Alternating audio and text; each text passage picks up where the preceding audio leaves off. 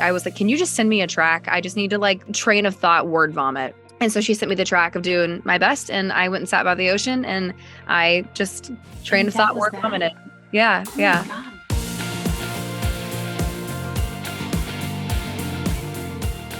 Hey friends, it's your girl, Emily Curl, and today we're hanging out with our country queen. We have Miss Kelsea Ballerini here with us as we celebrate her new album, Subject to Change. Kelsea, it's so good to see you. How are you? Good to see you. I'm excited. I feel like it's always just this mixture of like an exhale and also just crazy excitement to finally have an album come out. So I'm like feeling it all, you know? Yeah, I mean, congratulations. It's such a big day, and the album is so good. I've been listening nonstop, and it's so interesting. I feel like you're exploring so many themes of relationships, friendships, fame. Tell me a little bit about what went into this project. It's really just a bookmark of the last couple of years of my life. And as I was listening to the original like 80 songs that I'd written in that year and a half, I was like, okay, what is the theme here? And I realized it was a lot of exploration into myself and my friendships and relationship and everything. It was a lot of like kind of figuring out how I feel about me being now 29, and interesting because to me, it's like the most breezy, upbeat sounding record I've ever made. But I think it also says more than I've ever gotten to say before, or ever felt brave enough to say before, or whatever. And yeah. I'm really proud of even the juxtaposition within that, because the whole record is really just about juxtaposition and contrast. So I loved it. And in fact, two of my favorite songs was You're Drunk, Go Home, which was just so epic. And then the other hand, the other one that I loved too was Doing My Best, which goes back to what you're saying, the back and forth, which I feel like that was a really personal song. Tell me a little about these two in particular, but I love the idea of the back and forth. You're Drunk, Go Home. I wanted something that had the wit and like the kind of the banter similar to what Hole in the Bottle did on my last record. To me, that song, it added this level from my live show that just felt like I got to like be full personality.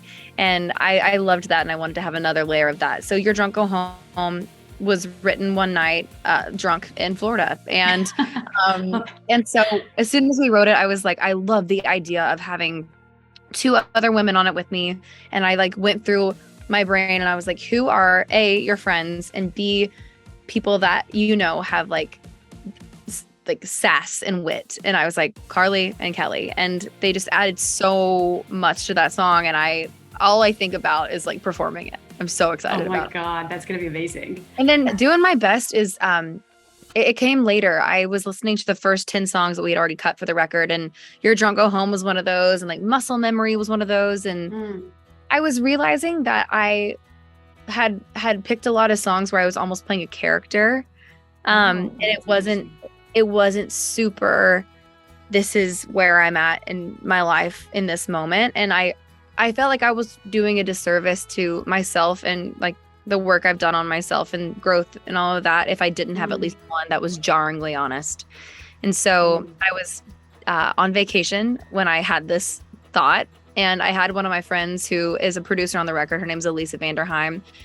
I was like, can you just send me a track? I just need to like train of thought word vomit. And so she sent me the track of Doing My Best, and I went and sat by the ocean, and I just train of thought word vomited. Yeah. Oh my God. Wow. I mean, and you can feel it, the vulnerability in that.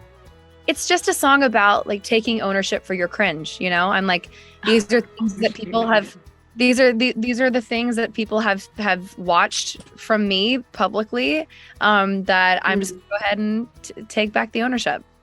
Well, you know what I also love too is, let's talk about Marilyn for a second. That one really struck me. And again, I thought it was beautiful, but you kind of see in that song alone, and we all know the story of Marilyn, but the price of fame and what it's like to put your life out there. And I mean, it made me even more excited to see the film come out soon. But tell me a little bit, about Marilyn and why you chose to do this. The film actually comes out the same day the album is released, and You're kidding. No, it's so cosmic. I wrote Marilyn in the summer of 2020. It's the oldest song on the record. And it's just very crazy that happened that way. But Marilyn, to me, it's not even necessarily, about fame. I think everyone, especially in the culture we're in now, just feels like she's the metaphor of presenting like everything's beautiful. Life is beautiful. Life is grand, and there's always, no matter who you are, what you do, there's so much going on underneath what we show and what we feel comfortable to show, because of course we do. So it's a metaphor for me, and it's the song that I wrote by myself on the record. So it's definitely the one I'm closest to. And it's interesting how songs can change from when you write them to when you put them out. And for me, it definitely it's much more heavy and has a lot more weight to it lately. And it means something different. And I'm really proud of it. I mean, that's the power of songwriting in a song. When I listen to it, I imagine my own experiences. And I think that's what's so cool about this album. And even let's go back to the title track for a second, Subject to Change. Already, I felt like that was speaking to me. I grew up in Georgia, and I feel like I've lived so many lives, and I've always craved something new, and I've always wanted to change. Has that always been a part of your DNA? Is that something that's rung true for you? I don't think I've always wanted to change until recently. I think like as soon as I owned the fact that I was no longer a teenager, which happened literally in the pandemic when I slowed down for the first time, and I was like, oh, I'm not 19 anymore. What do you mean? That was the first time that I was like, okay, I actively want to start working on myself. Like I actively want to start showing up in my life more intentionally. But before that, like change terrified me. I could like point to things in my life where change made my life more difficult, But then the pandemic happened, and I realized that we all were forced into a season of change. And I loved the idea of writing a song and making it the theme of the record, where it's like, okay, so change is inevitable. It's part of life. It's going to happen. And what if, instead of just being tense and terrified, what if I just relax into my life as it is right now? And I acknowledge and I accept that, like, I don't know what tomorrow holds, but that's the point. Yeah. And it helps you it frees up this space to just show up in the moment a little bit more. And so I loved starting the record and building the record around that idea. Yeah. I mean, and like you said, it's so important. We all want to grow and evolve and work on ourselves and be that highest version of ourselves. But sometimes it's hard to be like, okay, how do I do that? For you, what were some actionable steps that you were like, this has actually helped me, move forward and grow?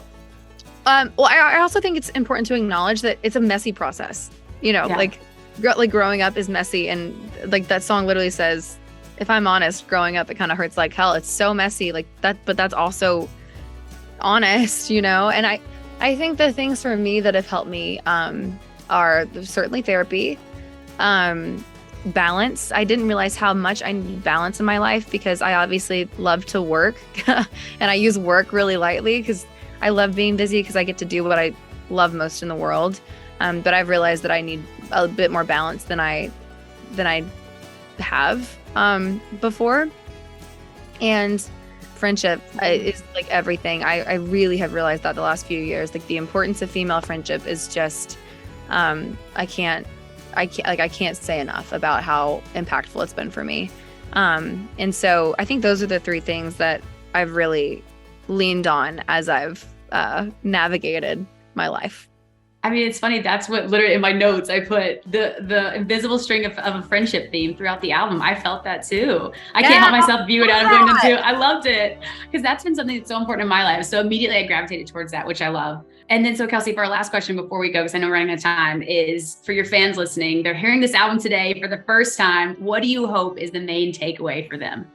I just hope you get what you want out of it. And what I mean by that is, like, if you want to feel like you're not alone navigating, like, growing up in the messiness of that, there's a song for you.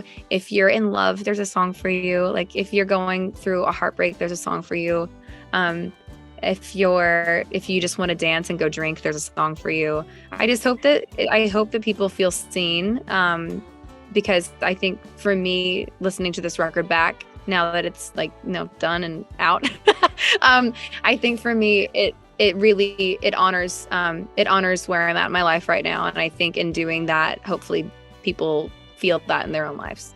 Hold space, like you were saying, hold space for where you are. I love that. Beautiful. Kelsea, congratulations. Subject to Change is out now. Thank you so much for sharing your talents with us and for taking the time. We appreciate it. Of course. Thanks for checking out our interview with Kelsea Ballerini. Make sure you go stream her new album, Subject to Change. It's out now on iHeartCountry, and we'll see you next time.